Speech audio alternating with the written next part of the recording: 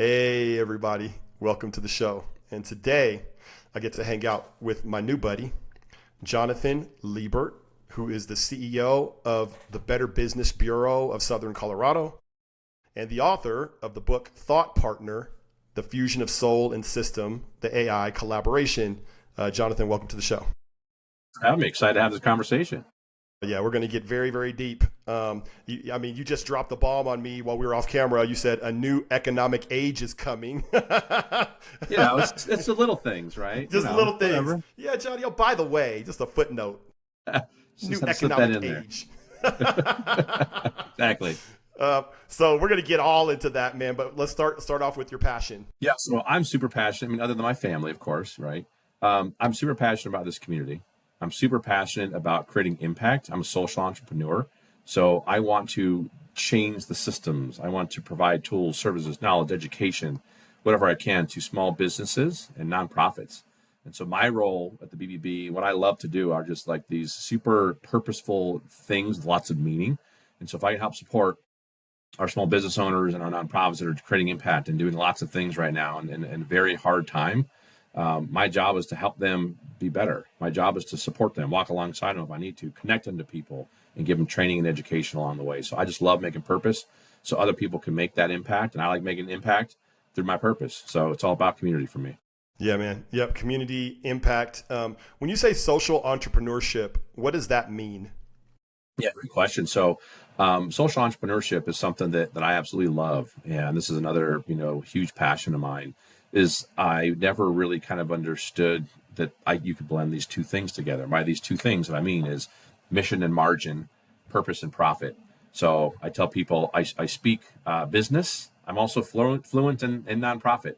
So it really is a hybrid between these two things. The social enterprise is taking the best of a business model and making money, and taking the best of a nonprofit model and having mission or soul that's baked into your business enterprise.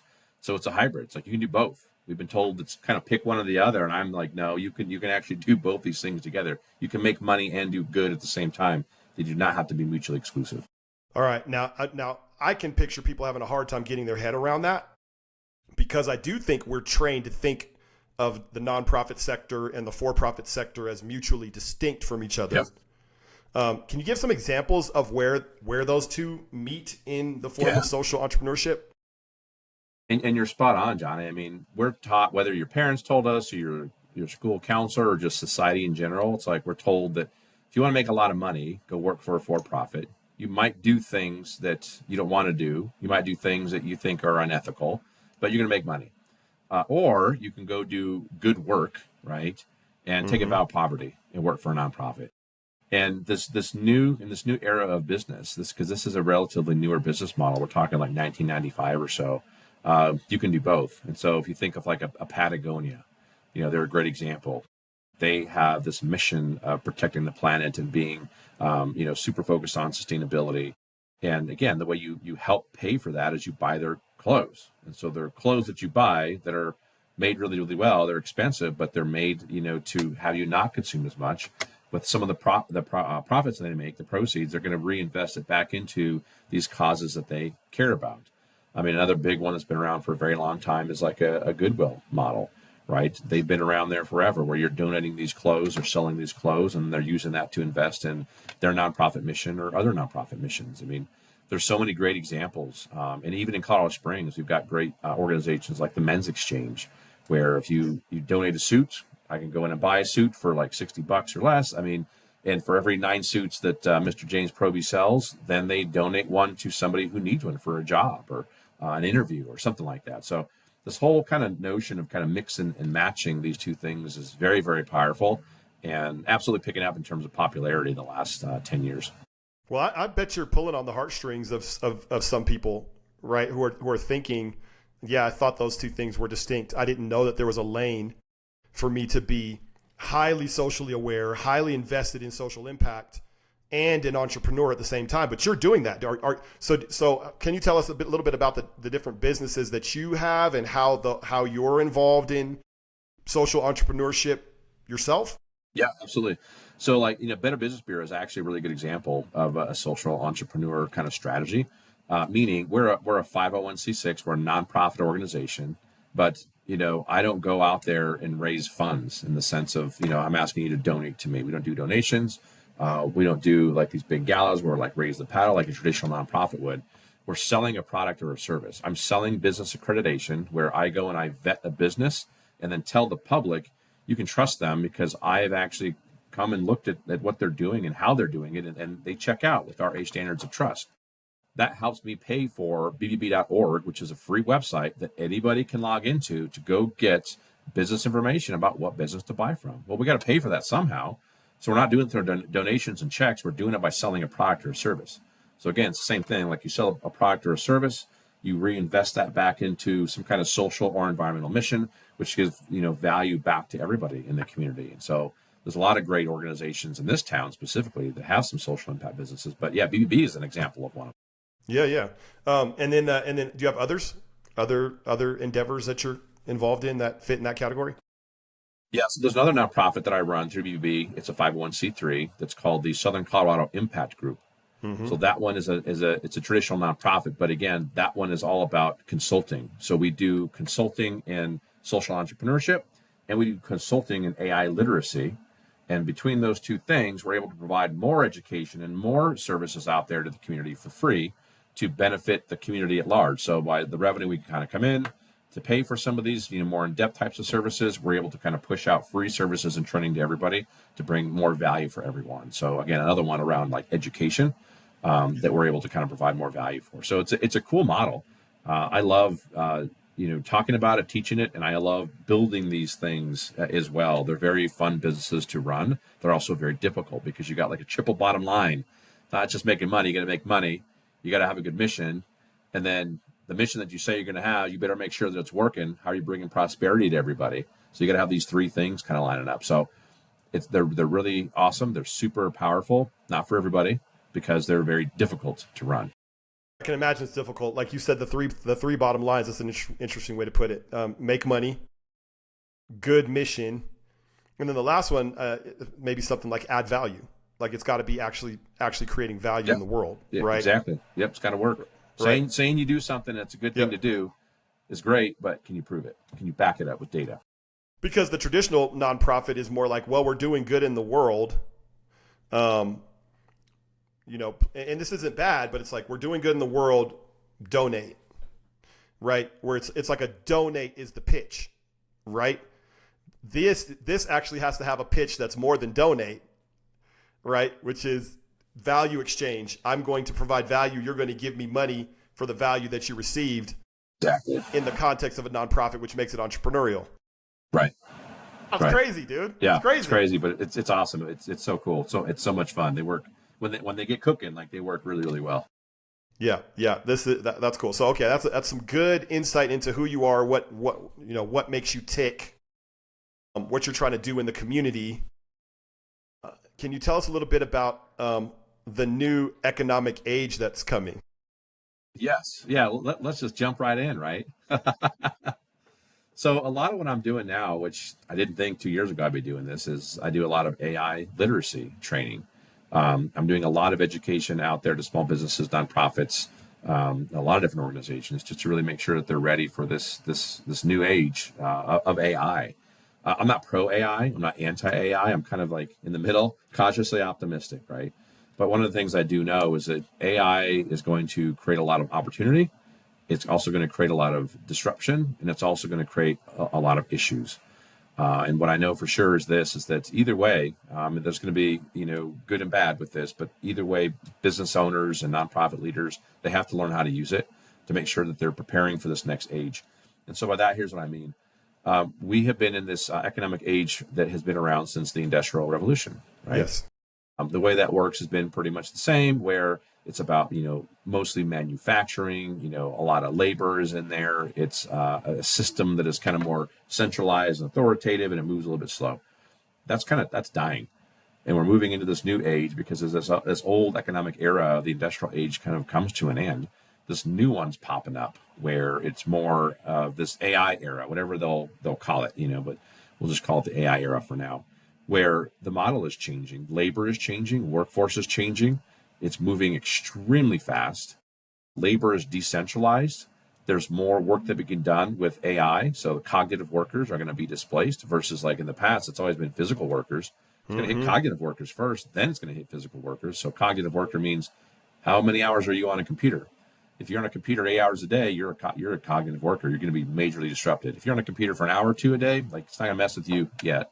But I mean, it's changing everything. And so what I'm telling businesses right now, what I tell everybody is that because we're moving away from this old economic era to this new one, the rules are different. The rules are changing.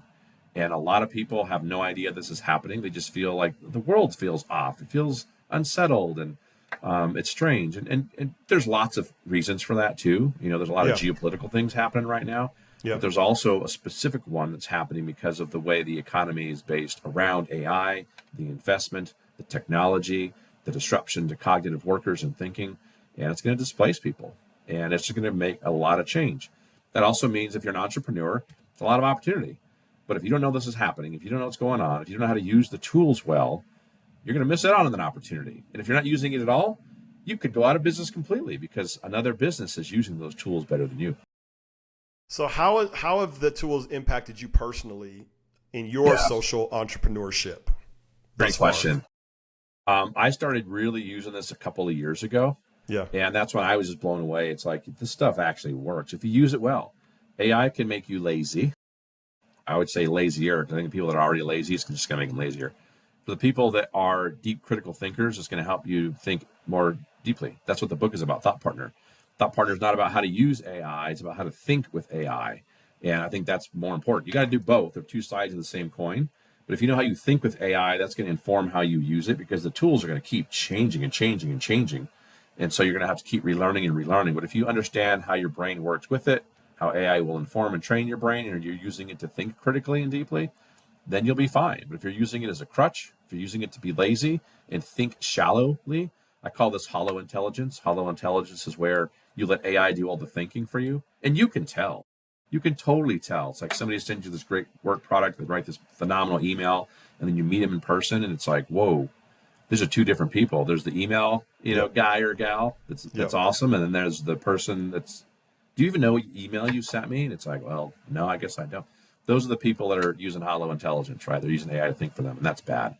But for me personally, as I'm trying to kind of figure this out and use this over the last couple of years, AI is my default operating system. I'm running, 3 to 10 different AI things at once to help me do different tasks. Everything I read, everything I send out, I read. Although AI is helping me build it, it's all my thoughts, it's all my thinking. AI is just refining it, it's accelerating it. AI is an ideation engine. It shouldn't replace your thinking. There's a huge difference between that. But with all that being said, I'm saving about anywhere from 10 to 14 hours a week of time. And here's how I think about it. Time is the most important commodity. You can't buy it. You can't get it back. Like once it's gone, it's gone. And for the first time in my life, because I'm using this new tool, it's helping me earn more time. So I'm spending more time with my family. I wrote a book. I'm actually halfway through the second book, writing another one. I'm thinking different about my business model. We're refining my business model and we're doing other things. We're doing more in the community. We're doing more at work. I have less anxiety because my brain is cleared of clutter because I've got all the AI's help me get all the stuff done. So I can think deeper. I can think and be more focused and do better work and be present for my family too. I learned how to cook. I'm learning a new language. I mean, it's like, it's nuts, right? So in the last, like I said, year and a half, I would say, I really kind of figured out this next gear where I'm getting the work done so I can do these other things that I wanted to do. And I'm going to say something that's going to shock people a little bit maybe, and come talk to me, I can prove it to you. I'm caught up at work. I haven't been caught up in my job my entire life. And I'm caught up for the first time. And it won't last forever because then everybody's going to catch up to me and that's the new normal and blah, blah, blah. But for right now, it's kind of nice until everybody else catches up and that's just the new norm. But for right now, it's helping me think more critically, do more work, provide better work, be more focused in conversations because I'm not worried about the emails that need to get done, the work. It's got to, oh my gosh, I'm anxiety. Like that's gone because the work is done. I'm focused. I'm ready to go. That's a pretty powerful thing, man. First question, my own curiosity, what platform are you primarily using for AI? Really good question. So I am using the paid, because again, free versus paid, important, right? The paid versions are better, they're more accurate, and they're safer to use. So I'm using the paid version of ChatGPT. I'm using the paid version of Claude.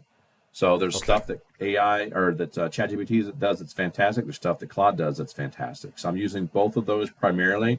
One is running, I'm using them both at the same time usually. So I'll load one up and it's coding something for me, and the other one is doing something else. I'm using Gemini for image generation. Nano Banana inside of that is phenomenal. I'm using Google Notebook LM for knowledge, and ingesting more information. So I'll take 125-page PDF document, stick it into Notebook LM, and I'll turn it into a podcast. I'll turn it into a slideshow, make a video, an infographic, like whatever I need to get the information. And That's I'm like, fun. cool. Now I'm moving on. I'm on to the next thing.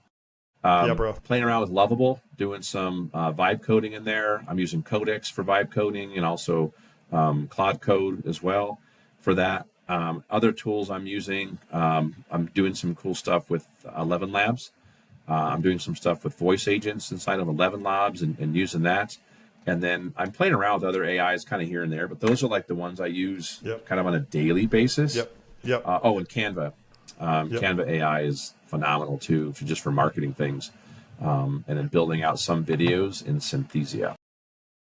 Dude, all right. So and I'm assuming when you say Claude Cowork, are you using that? Yep. Claude Cowork for sure. Yeah. That's cool. That's slick. Okay. All right, dude. Okay, so you're using these things, and then you drop the bomb on everybody. I'm caught up at work. Some people are like, "Is that a thing? Is that even?" What do you mean be caught up at work? Like nobody's caught up at work. What do you mean? What do you mean when you say caught up at work? So another really good question. So two things, right? And I pulled up my inbox right now. So here's number one. I have 31 messages in my inbox at the moment. So it always stays around that or it's zero. And I get anywhere from 100 to 200 emails a day. Yeah. And I'm pretty good about this is spam or junk, so get rid of this so it doesn't come back. So that's like with a pretty clean email inbox. So I think number one is email. Because when you talk about, here's another important thing. This is actually the name of the next book I'm writing. It's called Busy is the Enemy of Strategy. And so what I tell everybody is that busy is bad. If you're busy, you're not being strategic. And what's the number one thing? What's Johnny, how you doing? How's it going? What do people tell you right away? Busy. I'm so busy. Yeah. How's it going, Jonathan? Oh, I'm really busy. Overwhelmed. Exactly. And busy used to be like a good thing. Before COVID, it was like a badge of honor. Because if I'm an entrepreneur and I'm busy, I'm hustling, I'm making money, it's awesome. Now it's different. Now you're right. I'm overwhelmed. I have anxiety. I'm hanging on to my fingernails. I'm not so sure what the next year looks like. And it's stressful. So busy is bad. And so what I say when I'm caught up at work is the busy work of life is getting done. Number one thing for busy work, usually that's the number one thing for me is emails. All right, this is my number one pinch point. So I tell everybody, start with your 3 busy things that you're working with, that are your bottlenecks, that are stressful, take a lot of time, and they're repetitive, busy tasks. Repetitive tasks are great for AI.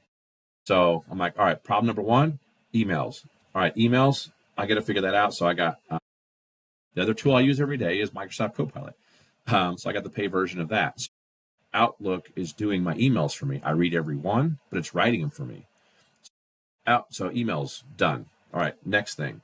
I do a lot. So do you mean that like every email you get has like a draft response that's just already there for you to approve, and therefore your job becomes to review and approve and edit? Is that what you mean? Right, exactly. So, I mean, I have to hit the button to like auto write or whatever. So, some email, yes, no, that sounds great. Thank you so much. And move on, send. But I mean, these complex emails or, let me sit here and think about it. Now it's just, I'm just prompting it. So I need to, Johnny, I want to introduce you to my good friend, Brandon. Can you write a professional email introducing Johnny? Here's who he is, to Brandon. Here's who he is. Here's why I'm connecting you. That's like 2 sentences, and then it just drafts this really nice email, and then it's sent. It's done. Yeah. So it's just prompting AI to kind of whatever's in my head. I'm just going to plug it into AI, and it's going to spit it out in refinement. And the more I use it, obviously with AI, the better it gets. So the more it learns from me, and so it just makes it easier and easier as it gets better and better. Which is crazy. Yeah. So a lot of the how. So you're giving us, and I think it's very useful for people to understand how somebody like you is using AI at a high level, especially when you throw out the temptation there. You could be caught up at work. Right? You know, like, Exactly. let me show you the way to feel caught up at work, right? To feel like everything's under control. So that's pretty fascinating. Now I want to get into, you said specifically a new economic age is coming. So I'm feeling that in my bones, right? Like I'm feeling that, I'm seeing that. Like I more than ever before, I have friends. I have a massive network, and I have a lot of my friends who are out of work or in job transition of some sort. And nobody would say it's a complex stew of things. It's not just AI, but AI definitely seems to be in the mix of ingredients in this soup that's going on. And so, there's disruption in the air. I will say this also, I wonder what you think about this. I'm noticing that like the old model of, the boomer generation and Gen X, early Gen X was like, you get a job, you stay there for your whole life, or maybe you switch one or two times in your life and then you retire, and that's the way life works. That is not what it's like right now, right? Like I'm seeing a lot of people like really, I'm seeing much, much more of a drive towards like multiple streams of income, a lot more entrepreneurship. So I'm owning a small business and maybe working here. You know what I mean? Like this cobbled together kind of an income thing. Are you seeing that as well? Oh, 100%. I think that's a great way of putting it together. It's like, I told my wife, I was like, there's a chance that by the end of the year, I could have not multiple jobs per se, because I'm going to be at BBB, multiple streams of income. Yeah. So I've got this book thing, that's basically a small business. Yes. So I'm doing that. I'm doing the BBB thing. And then a friend of mine's like, hey, we should start up this other business over here. Will you consult for me on the AI stuff on this? And then there's this other opportunity over here that's now popping up. So, and that's what I'm hearing from a lot of people. And I'm telling people it's probably a good thing. If you just have one job, one source of income, with the disruption that's coming, if that goes away, you're in trouble. Yes. So you got to have plan A, plan B, and working on plan C. And if all three revenues coming in, awesome, you're doing great. Well, then A goes away. So now you're down to B and C. Okay, well, then develop another income, right? So, and there's just so much opportunity to make revenue right now because of the disruption. But if you know how to use the AI to do a lot of this work, that's what's going to help me do multiple things. I'm AI powered. And also, that's where you're making money is through these AI channels. And so this new economic age is going to be powered by AI, and it's going to be powered by AI that know how to use it well. And so you do have to have multiple streams of income, because why not? If you're smart, you'll be working the same amount that you're working now with triple the income. AI will disrupt one of those incomes or all eventually. And so you got to keep, figuring out different ways to provide more opportunity for yourself, your family, but also find fun ways to work. I mean, it's just going to be very different. And some people who don't like change, like, I'm sorry for those people. The world's nothing but change, and it's going to get more and more hectic. But again, for entrepreneurs, huge opportunity, tons of opportunity. And to your point, like you're feeling it, I'm feeling it. Most people are like, I feel like I got to be doing more. I have people come to me like, John, I feel like I'm missing out on something. It's like, you are. Like, what is it? It's like, I don't know what it is for you, but it's just going to be another opportunity that you should take advantage of. And it's going to be in this, entrepreneurial space, but it might be a business that's very different than what you thought you'd be running. And it's going to have to do something probably with technology or AI or something. Those are the areas where this is all kind of going, because that's where we're seeing this new disruption occur with the new economy. Is it's primarily fed by technology. You just put two things together that I haven't been able to put together into words, basically. And so you said, here's what I heard you say: in high disruption periods, in a high disruption period of time, it's better to have multiple streams of income. Right? Why? Because if one stream gets disrupted, you have other streams to fall back on. And so that clarity right there is, I think, it's what I've noticed and have not yet put into words. Yeah. Right. And so this feels like an aha moment, light bulb moment for me. Like I'm feeling this itch, like, yeah, it is probably better to have a little over here and a little over here and a little over there. It's probably better. Yeah. But that's why, because disruption's all around us. I'm watching people be disrupted everywhere. I've been disrupted, right? Like it's happening. Like we can talk about numbers and we can look at research reports, but people feel this. Yeah. Right? People are experiencing this. And so it's a great rationale for people being open to fractional work, contract work, ownership of a small business, all those kinds of things. And that's your wheelhouse, right? You're helping people in crawl, stand, walk into this new economy. I think the fractional positions there'll be a lot more of them, probably pretty well, well paid, where because again of AI or because they need a specific skill set, or it's hard to find a good consistent worker because people are not going to stay at the job, as you mentioned, all the time. I think you're going to see more fractional work. You're going to see more gig economy work. I also think that if you're a business owner and you're working full time in your shop, then instead of going and getting another job, I would do it this way. Here's your primary source of revenue and income for that job.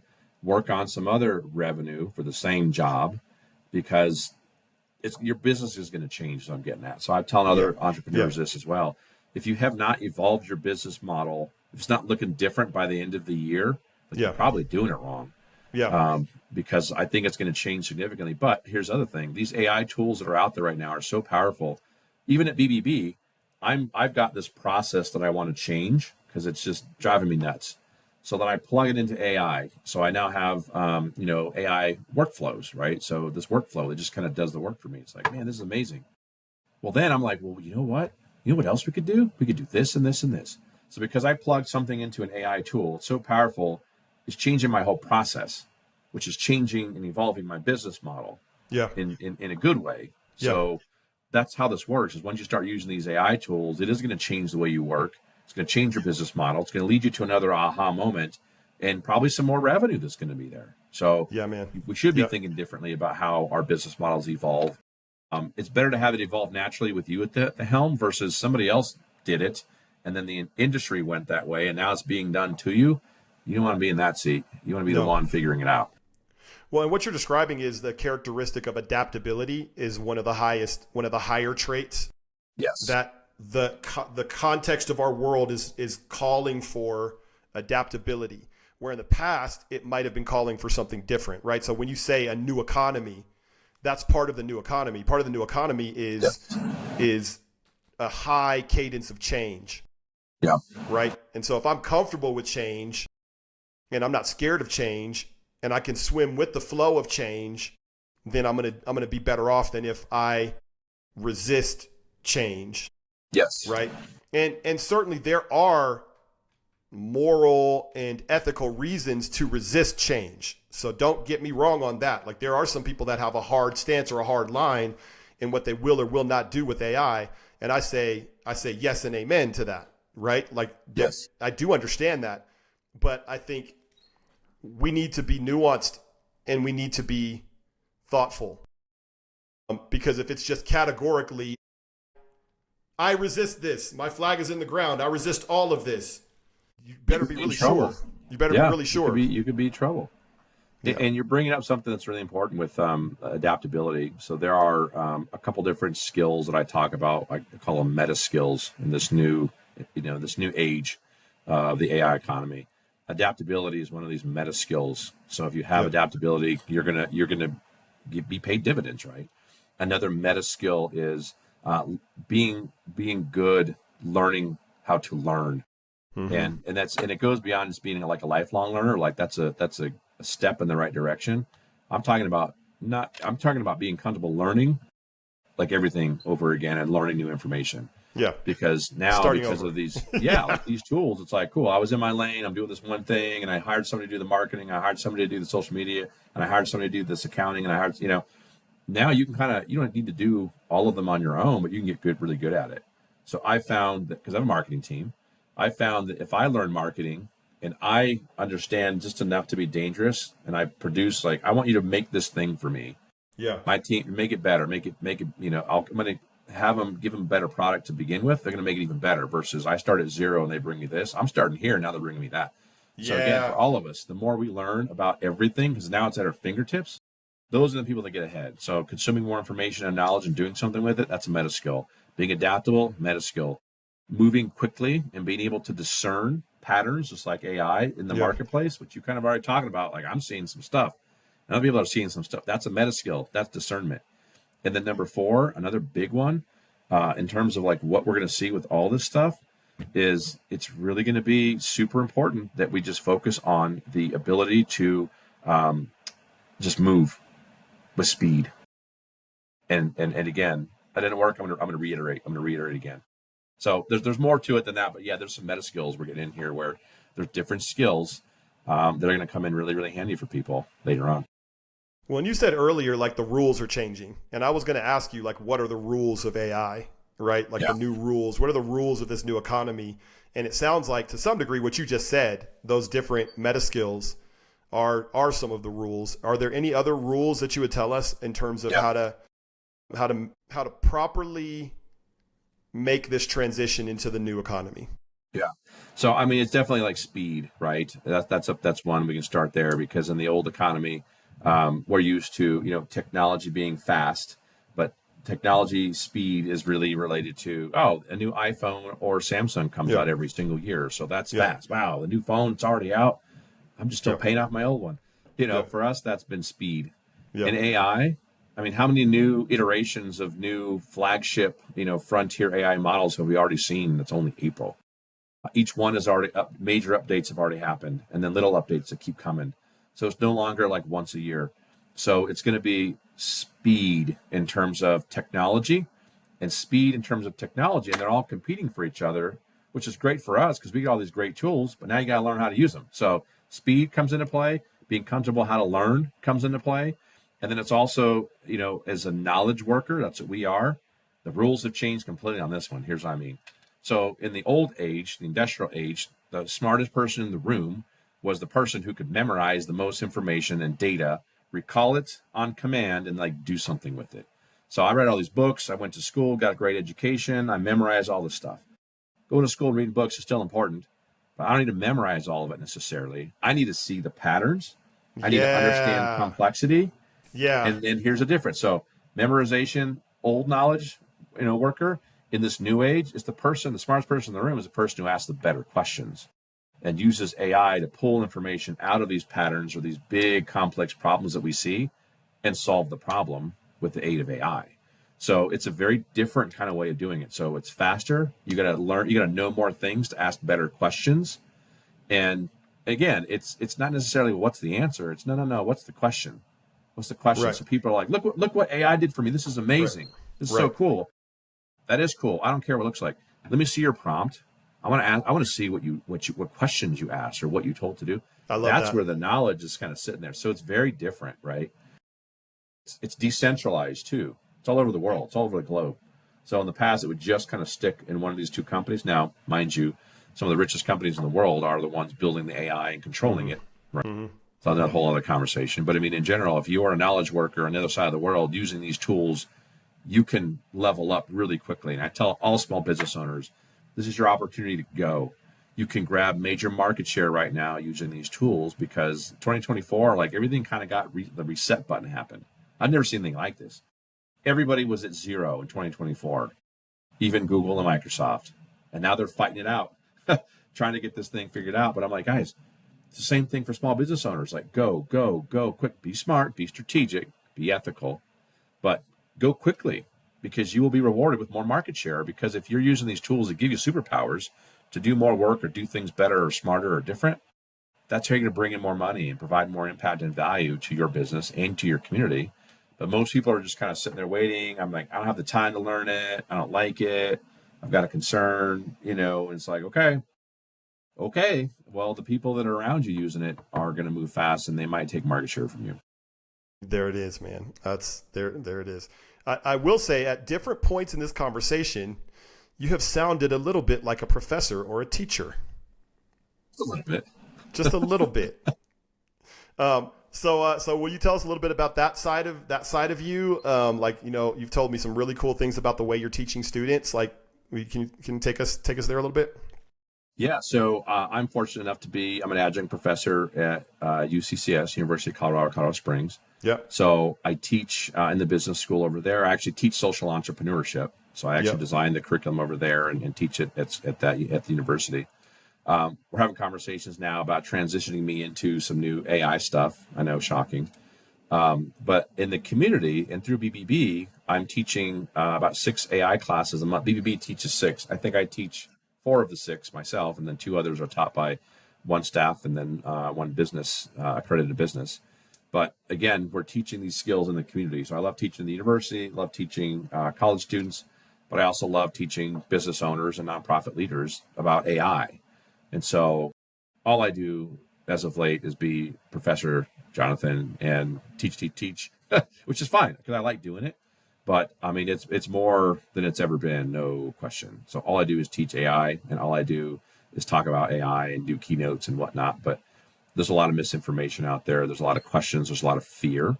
And while the fear is not unwarranted, AI, there are issues. It is unethical. There are problems. It's like, well, if you learn how to use it, you can get over those. But yeah, I gotta be on my game so I can teach people and give them good information so they can think different about this and get more value out of it.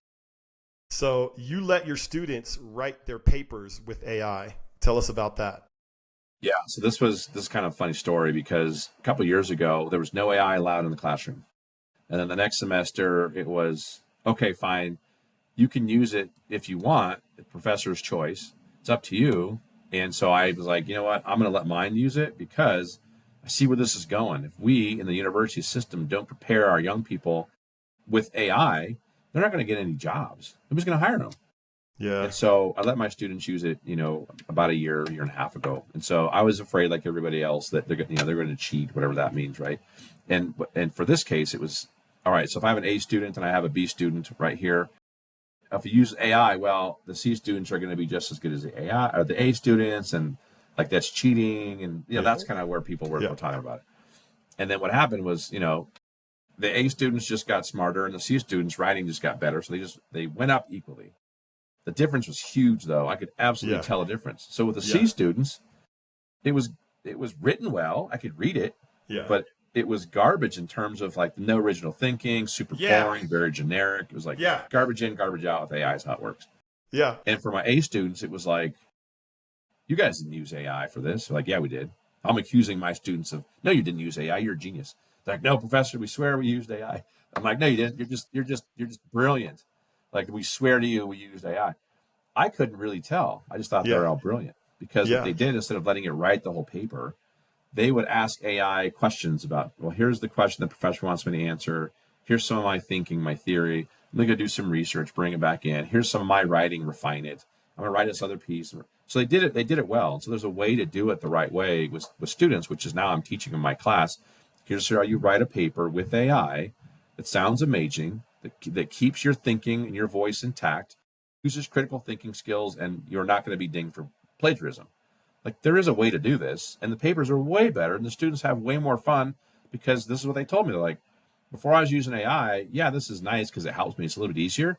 But they're like, Professor, our thinking process went further than it would have gone had we not used AI because we moved so quickly through one theory to the next. As I disproved it or proved it, I got more out of the whole process. And I wasn't expecting that. It was kind of like, what? That's amazing. I loved it. I love that. You took a risk. I'm going to put you on the spot. Do you use AI to grade papers? So this is a great story. So I told my students, I'm going to use AI to help me grade your papers. So I use it as a rubric, as a starting point, right? And so I read all the papers, but it will go through, because what I wanted it to do was, because I'm reading the paper, I kind of know where I'm going to score them based on my metrics and then whatnot. But I want AI, I use AI, like it takes great notes.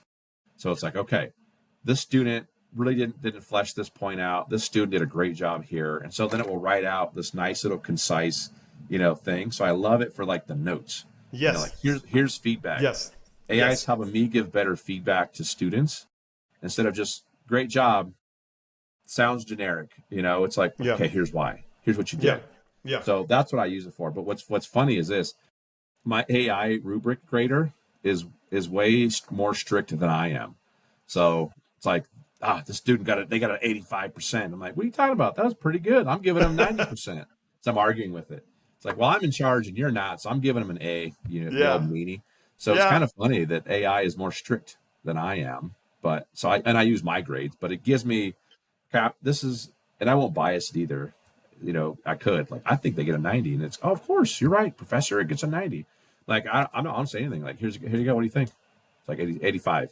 Well, I think it's a 90, and here's why. Okay, I see what you're saying here. Blah blah blah. All right, write me some notes. Give me some feedback. Here's what they did. Great. Write me some notes. Yeah, and here's what they did good, and then summarize it. So then we'll summarize, and then I give the students really good feedback, which they appreciate because they want to get better. And so we're utilizing this thing to do. Again, I'm still reading the papers. I'm still grading them. It's helping to just augment my thinking, but it's writing it a whole lot better in shorter time. So I can spend more time reading the papers than having to worry about grading and writing. So I spend more time inside of it. Man, as a teacher, as a former teacher, and I know what it's like when you have a stack of papers this thick and your next however many evenings are shot. Yeah. There's a lot of teachers out there that I'm sure what you're just describing right now elicits a lot of different responses from people, right? No doubt. What would you say to the person who's really uncomfortable with what you're saying right now? Like this, right? Like specifically what education is trending towards based on, let's say you're an outlier, let's say you're the bleeding edge. We can expect that more education is going to look like what happened in your school. You're an early case of it, right? What would you say to the person that's uncomfortable with that? Well, here's what I hear from the people that are uncomfortable about just education and in general and AI is usually this. It's like AI is going to take away critical thinking skills. And that's not, and that's, again, I disagree that it's going to take it away. I do agree that is a risk, right? And here's what I mean by this. My point of view is this, is like, folks, like, we're already there where critical thinking is reaching dangerously low levels, and it's not because of AI. Yeah. And this is why. This is one of the reasons. Quickly, is we as a society in general don't think as deeply as we used to. We don't think. We scroll. We scroll through social media. We scroll through the internet, and I'm telling you, that's a bunch of garbage. And so when people are like, it's going to take critical thinking, I'm like, it's already happened. These students are not thinking as critical as they were before because they're hooked on social media.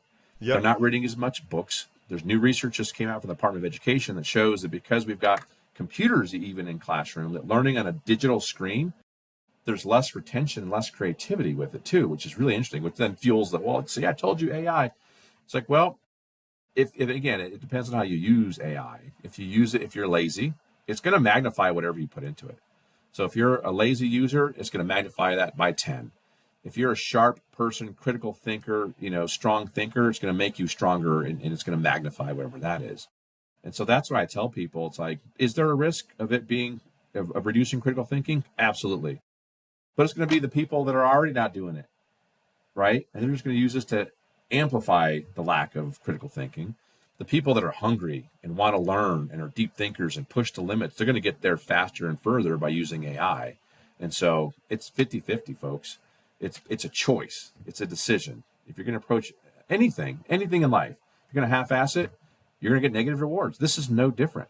Yeah. So if you're going to half-ass your AI literacy and how you write your papers with it, you can tell. So that's the good news, is that we can tell. If it was, man, this is really good and I can't tell who's putting in the work, then I would be really concerned. But I'm telling you, man, it's so easy to tell the difference. I can tell my A students and C students, it's still the same thing.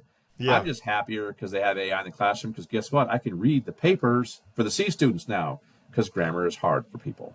Yeah. And like, it's helping them out, So again, critical thinking, it could go away, but it will go away for the people that are already not there. And then I would kind of end this comment with this. This is what people have told me, like, Jonathan, you know what the scariest thing in the world is? I'm like, what's that? And I have lots of ideas cooking. And this is what they tell me. And I'm like, oh, I get that. So, like, the scariest thing in the world is going on a ChatGPT or Claude. It's a blank screen. There's no videos. There's no pictures. There's no like button. It's blank. And it says, ask me anything. And my mind goes blank. because I don't know what to do. That tells me that we already live in a society where we're not doing critical thinking, because here's a blank screen, ask me anything. Yep. And we're programmed to hit this like button to start this video and watch these things. That already tells me we gotta pull ourselves out of that. Is AI the answer for all of this? No. Could it help? It could. But I think it's actually a good thing the way it sits right now, where it is a blank screen. Ask me anything. You got to think before you start prompting things. You got to think deeply to define what success looks like, and then use your brain to get it to do things for you. Versus, I'm just going to go watch this funny cat video, or I'm going to go like this social media. That's what we're doing right now. So we're already at this critical point. Without AI, for some people, it's going to help them get their skills back on track. For others, it'll make it worse. That's a really good thought. I appreciate that thought, because I think it's good to maybe orient us a little bit that the problem was already happening. Yes. I remember a book that I read before AI was invented. It's called The Ruthless Elimination of Hurry by John Mark Comer. And it very accurately diagnoses the consequences of removing the possibility of quiet reflection. Right? Like that culture has very much, with infinite scrolling and infinite distraction, we've made it possible for people to endlessly distract if they want to. Right. And where life used to create spaces where you were kind of just going to think or be bored, right? Because there was nothing to distract you. We have rapidly come, before AI even came on the scene, we're in a place where critical thinking has plummeted. As far as I can tell, I don't have research studies behind that. I can just tell as an observer of life and culture that it's the problem predates AI. It was already there. Yep. Yeah. And so, this is going to accelerate it, certainly. But it could also accelerate some positive things as well. It really could. This is the conversation I had with faculty a couple years ago at UCCS, as we were in this meeting and people were freaking out about AI is going to take our jobs because it could do math really well. Oh, there goes mathematics. Oh, it could do, writing really well. Well, there goes literacy, out the window. And they're freaking out. And, we had a really good conversation that day because, I was one of them, and there's a couple like timeout. Like, here's the deal. Universities are here to teach the same thing that they have taught for thousands of years. It's critical thinking. Like, that's what universities teach in the current age and era. So math's never going to go away. It's going to become more advanced, and you're going to be able to do more complex math. Writing's not going to go away. I'm going to be able to have better writing skills or better ideas to fuel my thing to write better types of things. And again, as professors, like, we have always had this task of, but again, because in the old era, it was, let me teach kids memorization. Let me teach them how to follow directions. In the new era, we don't need people to memorize and follow directions. We need people to think critically and think outside the box. That's going to be rewarded in this new era. That was not rewarded in the past. It was like, get back in line. What are you doing? Oh, you can't pass this test? I don't do tests well. Well, I guess you're a dumb kid. And they're not dumb kids. Their brain just works different. That's a good thing. Yeah. So that's going to be rewarded now in this new era. So that's this transition that we're beginning to see. So again, it is not going to be all sunshine and roses. Please don't. I don't want anybody to kind of hear that. I'm not pro AI. I'm not against it. I'm cautiously optimistic. There are going to be some very bad things. This is going to break stuff. It's going to create disruption. But again, if we know how to use it well and we do a good job with it, that's going to help us be more prepared for what's to come and then kind of keep up with it. So we got to learn it. We're not, and I'll say this too. This is my opinion. I think as a species, we're not ready for AI. Like, we're just not ready for it. But again, at the end of the day, this is what I tell people. Like, I have concerns. This isn't going away. So I can either stick my head in the sand and maybe lose my job and not feed my family and be concerned with the ethical misuse of it, or I can teach people how to use it ethically right. I can use it for good, and I can make sure that I'm keeping up with it to provide, food for my family. But also, if you use it well, you can also do some really cool things, have fun with it.